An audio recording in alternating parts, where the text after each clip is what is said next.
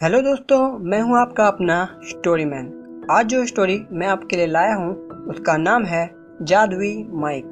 कहानी ना बहुत मज़ेदार है, इसलिए एकदम अंत तक जरूर देखिएगा। ये कहानी है एक ऐसे ग्रह की जहां सिर्फ रोबोट रहते थे। उसी ग्रह पर टिकटॉक नाम का एक रोबोट रहा करता था। एक दिन की बात है, टिकटॉक ऐसे ही अकेले टहल रहा था, तभी आसमान से एक चीज गिरी। अरे, अभी आसमान से कोई चीज गिरी शायद। टिकटॉक थोड़ा आगे जाकर देखता है। उसे जमीन पर एक चमकती हुई माइक दिखाई देती है। वह उस माइक की तरफ बढ़ता है और उस माइक को उठा लेता है। अरे, ये तो एक माइक है, लेकिन ये ऊपर से कैसे गिरी? जो भी हो, चलो देखता हूँ कि ये माइक कितने अच्छे तरीके से काम करती है। फिर टिकटॉक उस माइक में कुछ बोलता है। Hello check, hello hello TikTok, hello. वो ये तो सच में काम करती है। इससे तो सच में बहुत अच्छी आवाज आ रही है। चलो अब इससे मैं थोड़ी मस्ती करता हूँ। टिकटॉक वहां से माइक को लेकर अपने दोस्त के पास जाता है। वह अपने दोस्त के पास पहुंचकर उससे बहुत दूर खड़ा हो जाता है। टिकटॉक माइक में कहता है, हे जैकी, जल्दी से मेरे पास आ जाओ। उसका दोस्त जैकी। अरे, ये आवाज कहाँ से आ रही है और ये मैं कहाँ खींचा चला जा रहा हूँ? जैकी टिकटॉक की तरफ खींचा चला जाता है। जैकी टिकटॉक के पास पहुंच जाता है। अरे, तुम्हें पता चल गया कि ये आवाज मैं निकाल रहा था और तुम आ भी गए। वाह जैकी, तुम तो बहुत समझदार हो। अरे नहीं नहीं, मैं यहाँ नहीं आया, कोई मुझे यहाँ खींच कर लाया है। क्या? लेकिन कौन? पता नहीं, लेकिन ये तेरे हाथ में क्या है टिकटॉक? ये एक माइक है, आसमान से गिरी थी और मुझे मिल गई। माइक मिली तो मैंने इससे तुम्हारा नाम पुकारा। क्या? ये आसमान से गिरी थी? इसका मतलब क्या? नहीं नहीं, कुछ नहीं। अच्छा सुन, क्या तू मुझे अपना ये माइक दे सकता है? क्यों नहीं यार, तू तो मेरा दोस्त है, मेरी हर चीज तेरी ही तो है। ये ले। टिकटॉक वो माइक अपने दोस्त जैकी को दे देता है। थैंक यू मेरे भाई। यार मैं अभी चलता हूँ, तू खेल इस माइक के साथ। टिकटॉक वहां से चला जाता है। जैकी, हा हा हा हा, मजा आ गया। क्या कमाल की चीज मेरे हाथ लगी है।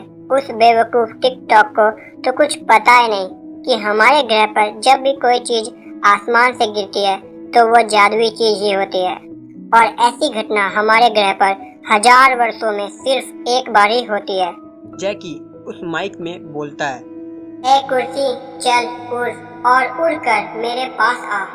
उसके इतना कहते ही कुर्सी उड़कर उसके पास आ जाती है। ये माइक सच में काम करती है, अब तो मैं राज करूंगा। वह अपने स्पेसशिप में बैठ जाता है और पृथ्वी की ओर निकल पड़ता है।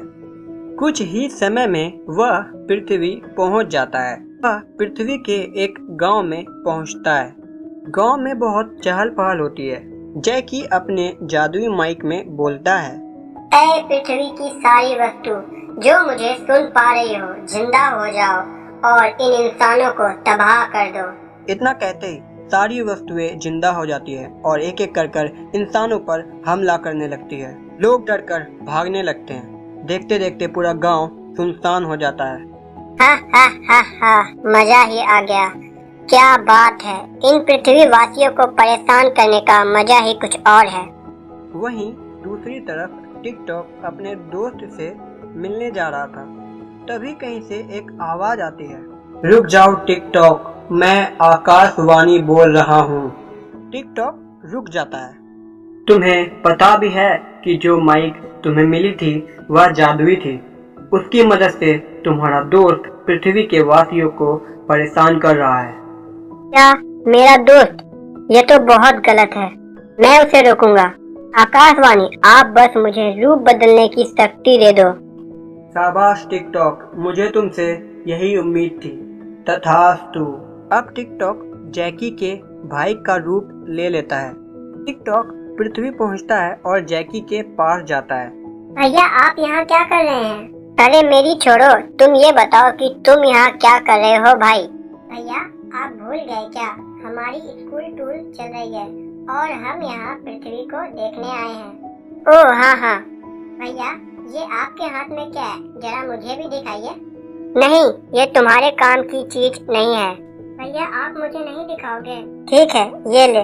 टिक-टॉक जैकी से माइक लेता है और बोलता है, ये सारी वस्तुएं तुम सब मिलकर इस माइक को तबाह कर दो। टिक-टॉक माइक को नीचे फेंक देता है। सारी वस्तुएं वहां आती है और माइक पर टूट पड़ती है। ये क्या किया तुमने? टिक-टॉक अपने असली रूप में आ जाता है। तुम? हाँ मैं। इस तरह टिक-टॉक पृथ्वी को जादुई माइक की कहर से बचा लेता है।